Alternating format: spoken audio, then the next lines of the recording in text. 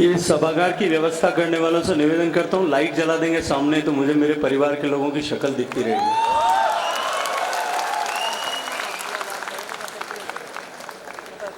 एक शिकायत मेरी विवेक सिंह जी से और विनय बाबू से भी है। मैं पिछले 10 साल से प्रत्यक्ष रूप से पिछले 6 साल से और वैसे 15-20 साल से अपने आप को LIC के परिवार का सदस्य ऐसा मानता हूं, कहता हूं, आप सब लोग भी मानते हैं।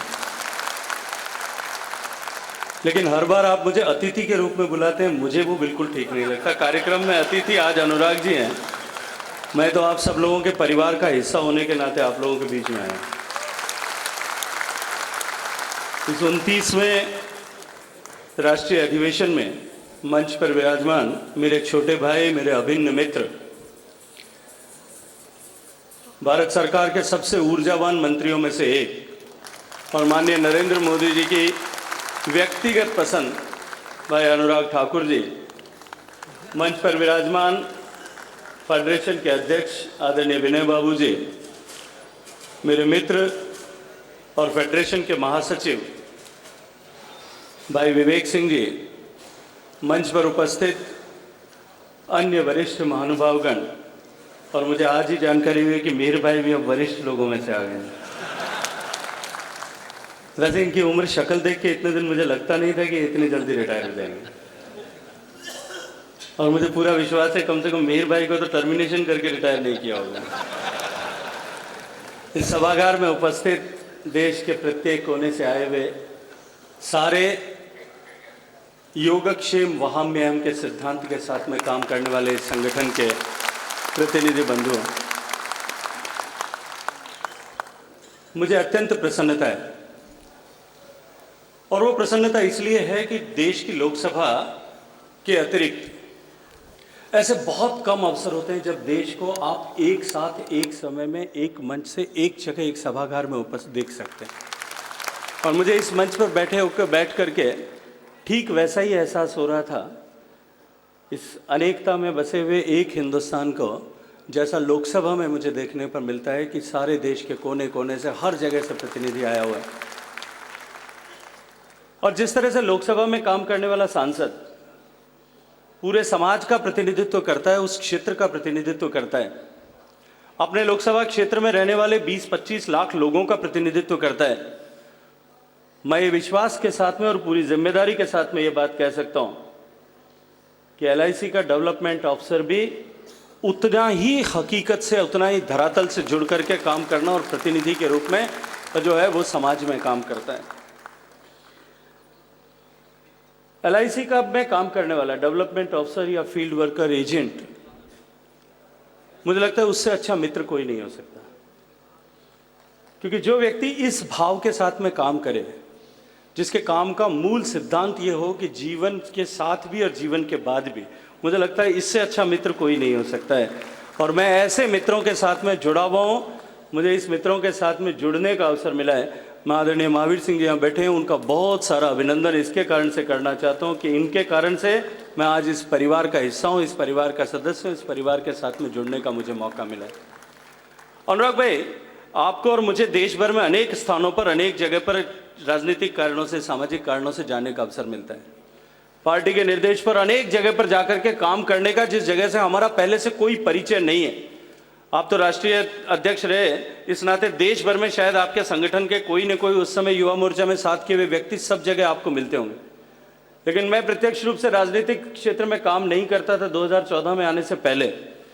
लेकिन जहां कहीं भी देश में चुनाव के निमित्त पार्टी ने, संगठन ने मुझे जाने के लिए निर्देश दिया, और मैं जहां कहीं भी गया, भारतीय जनता पार्टी की फौज के अतिरिक्त एक रेडीमेड सेना जिसने मेरा दिल खोल करके स्वागत भी किया, सहयोग भी किया, समर्थन भी किया और साथ साथ में धरातल की हकीकत को बताने का काम किया, वो LIC के डेवलपमेंट ऑफिसर्स की टीम थी। चाहे उत्तर प्रदेश में, चाहे बिहार में, चाहे बंगाल जैसे चुनाव में भी जब मैं वहां जाकर के खड़ा हुआ, तो कलकत्ता में और उत्तर हावड़ा में वहां 30-30 डेवलपमेंट ऑफिसर्स और उनकी सारी टीम ने जिस तरह से मुझे सहयोग दिया, उस चुनाव में जिस तरह से मेरी मदद की, मैं निश्चित रूप से, मैं इसीलिए इसी भाव के साथ में मैं कहता हूं और बार बार इसी भाव के साथ में आप लोगों के बीच में आता हूं कि मैं आपके परिवार का हिस्सा हूं। क्योंकि मैं सम्मान के साथ में ये बात कह सकता हूं कि मैं एक ऐसे परिवार का हिस्सा हूं जो भारत को एकता के सूत्र में बांधने का काम करता है। अनेक ऐसे अनेक इस देश में ऐसे तत्व होंगे, गंगा से लेकर गाय तक ऐसे अनेक तत्व होंगे जो इस देश को एकता के सूत्र में बांधते हैं। देश की नदियां होंगी, देश की संस्कृति होगी, देश की आस्थाएं होंगी, देश की मान्यताएं होंगी, हमारा तिरंगा होगा। लेकिन उन सब के साथ साथ में ये LIC लाइफ इंश्योरेंस कॉर्पोरेशन भी एक ऐसा संगठन है जो देश को एकता के सूत्र में निबद्ध करने का एक कारण, एक अवसर प्रदान करता है। और मैं अपने आप को जो है गौरवान्वित महसूस करता हूं कि मैं उस परिवार का हिस्सा हूं। अनुराग भाई, मुझे क्योंकि पिछले वर्षों से लगातार मैंने इन समस्याओं के साथ में काम किया है और मैं आज एक अतिथि के रूप में नहीं, एक परिवार के सदस्य के नाते इनका दर्द आपके सामने रखना चाहता हूं। एक LIC का वर्कर, चाहे वो डेवलपमेंट ऑफिसर हो या फील्ड वर्कर एजेंट हो, वो कितनी मेहनत के साथ में काम करता है। बीमा परसुएट करके देने का काम होता है। आग्रह की विषय वस्तु है बीमा, ऐसा लिखा हुआ होता है, आग्रह करके बीमा दिया जाता है। एक बार एक कवि सम्मेलन में एक कवि कविता सुना रहा था। उसने कविता सुनाना शुरू किया कि उसने कहा कि अगर आपको पसंद आए तो ताली बजाइए, नहीं पसंद आए तो मेरे मोबाइल नंबर है, इस पर एक मिस्ड कॉल कर दीजिए। कवि ने कविता सुनाई, लोगों ने दवादम मिस कॉल किया।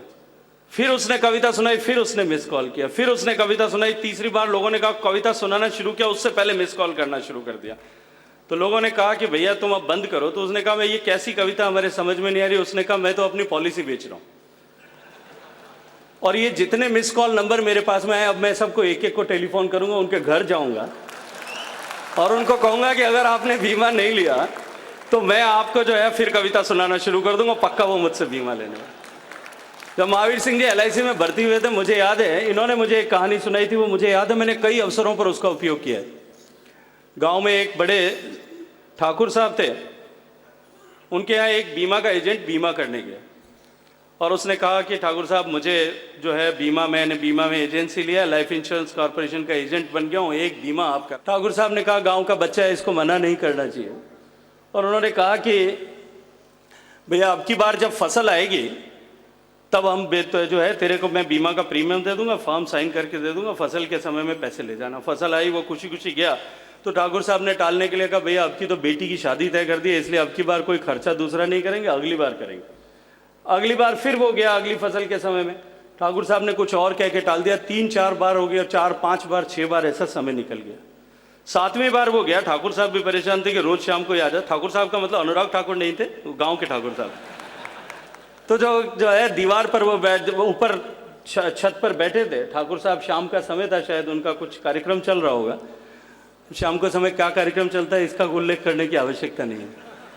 वो कार्यक्रम चल रहा होगा, उन्होंने जाकर के उसको देखा। देखते ही ठाकुर साहब को क्रोध आया, उन्होंने उठाया उसको, साला रोज रोज आता था, उठा करके नीचे फेंक दिया एजेंट को।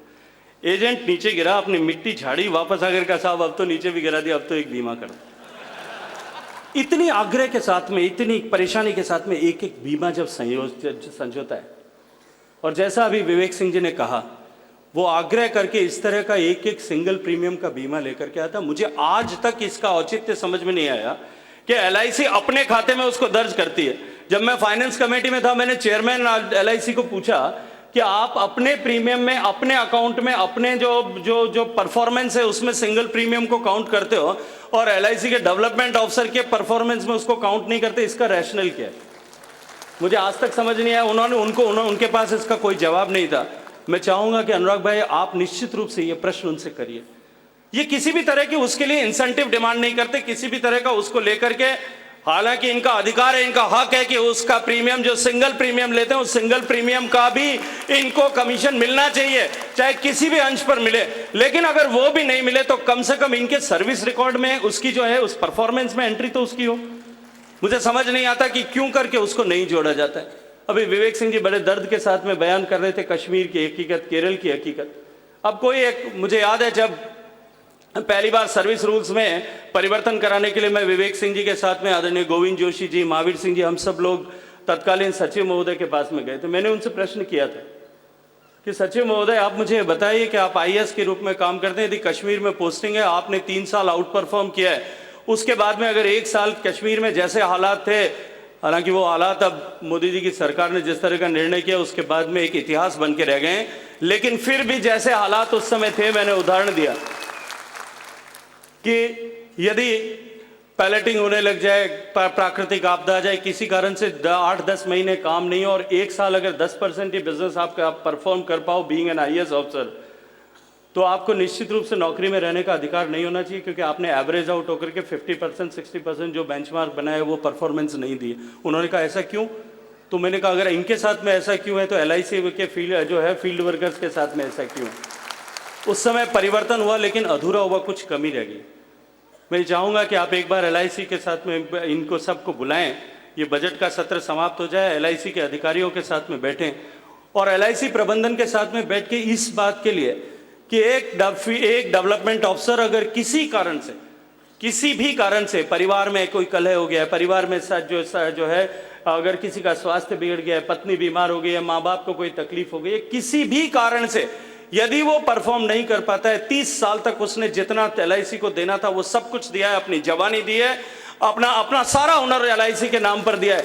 और जब मैं एलआईसी के नाम पर दिया है ये कहता हूं तो पूरे देश के नाम पर दिया है, क्योंकि एलआईसी ने न केवल देश का एकमात्र लाइफ इंश्योरेंस कंपनी जो है पब्लिक सेक्टर का होने के साथ साथ में देश का शायद कोई एक पीएसयू ऐसा होगा, जिन पीएसयूज ने, जो आज बहुत बड़े बड़े पीएसयू बैठे हैं, जिसने कभी न कभी एलआईसी के सहारे से अपनी वैतरणी को पार नहीं किया होगा। अपना देश बनाने वाले लोग इनके साथ में बैठ करके कि ऐसा सम्मान प्रदान करने वाला। अभी विवेक सिंह जी कह रहे थे कि जब एक एलआईसी के डेवलपमेंट ऑफिसर को जब टर्मिनेशन होता है तो उसके परिवार का टर्मिनेशन होता है, केवल परिवार का टर्मिनेशन नहीं होता। ये जो 11 लाख लोग जो फील्ड में काम करते हैं या 24,000 डेवलपमेंट ऑफिसर हैं, इनके मोटिवेशन का टर्मिनेशन होता है।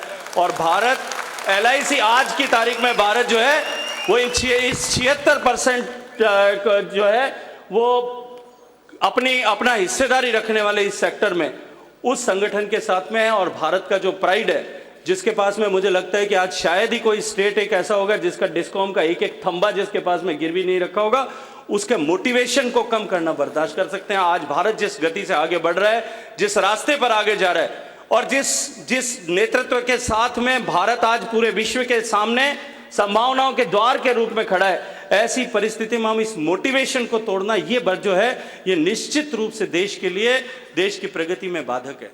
हम जो 5 ट्रिलियन इकोनॉमी बनाने की बात कर रहे हैं, एक ऐसे बड़े समाज का जिसका एक बहुत बड़ा योगदान उसमें हो सकता है, ऐसे समय में इन लोगों का मोटिवेशन बरकरार रखने के लिए ऑटोमेटिक एब्जॉर्प्शन का क्लॉज होना चाहिए कि आदमी अगर किसी तरह से किसी कारण से नहीं कर पा रहा है, अगर कोई कारण से वो उस लेवल पर परफॉर्म नहीं कर सका है, तो उसका एडमिनिस्ट्रेटिव सर्विसेज में एक स्केल नीचे पर उसका एब्जॉर्प्शन हो जाए, ताकि वो सम्मान के साथ में अपनी बची हुई जिंदगी को गुजार सके। इस दिशा में मैं आपसे निवेदन करूंगा कि आप बात करें, प्रयास करें। ये 2 विषय ऐसे हैं, अगर इनको पूरा कर सकते हैं तो मैं विश्वास के साथ में ये बात कह सकता हूं कि ये जो लोग यहां बैठे हैं, ये अगर जिस कमिटमेंट के साथ में काम करते हैं, ये 5 ट्रिलियन इकोनॉमी इस देश की इकोनॉमी वाला देश इस निर्माण करने में एक बहुत महत्वपूर्ण भूमिका अदा कर सकते हैं। मैं बहुत लंबी वार्ता नहीं करना चाहता, नहीं ये राजनीतिक मंच है। और जैसा विवेक सिंह जी ने कहा, ये फेडरेशन हम ट्रेड यूनियन है, लेकिन मैं ये विश्वास के साथ में मैं ये फिर भी कह सकता हूं कि राजनीतिक मंच नहीं है। आप लोग निश्चित रूप से कहीं ना कहीं, सब लोग मंच अपॉलिटिकल हो सकता है, लेकिन आप सब लोगों का दायित्व, आप सब लोगों की जिम्मेदारी, आप सब लोगों का कर्तव्य देश के लिए उतना ही है जितना देश की सरकार में बैठे हुए लोगों के लिए या गांव समाज में बैठे हुए लोगों के लिए। और आज देश जिस पायदान पर खड़ा है, हम सब लोग निश्चित रूप से इस बात को मानते हैं कि आज आने वाली सदी में भारत विश्व नायक बनने की दिशा में आगे बढ़ रहा है। और आज पूरा विश्व भी, जैसा मैंने कहा, कि इस बात को स्वीकार करता है कि भारत अटल संभावनाओं के द्वार पर खड़ा है और सब लोग भारत की तरफ टकटकी लगा करके देख रहे हैं। ऐसे समय में बिना किसी आधार पर देश को बांटने का प्रयास करने वाली जो ताकतें हैं, जिन लोगों ने पिछले दिनों में भ्रांति फैला करके देश को समाज और मजहब के नाम पर, धर्म और मजहब के नाम पर बांटने का प्रयास किया है, निश्चित रूप से हम सब की जिम्मेदारी है। हम सब उस जिम्मेदारी से उड़े नहीं हो सकते, हम उस जिम्मेदारी से अपने आप को अलग नहीं कर सकते कि हम ऐसे विषयों का भी केवल अपने व्यावसायिक हित के लिए काम करने के साथ साथ में मैं ये चाहूंगा कि एलआईसी के डेवलपमेंट ऑफिसर्स यहां जो बैठे हैं, जो 11 लाख लोगों की फौज है, उस फौज को लेकर के ये जो भ्रांति समाज में जिस तरह से फैलाई जा रही है कतिपय लोगों के द्वारा, इसको समाप्त करने के लिए भी हम पूरे प्राण प्रण की ऊर्जा के साथ में जुटे हैं।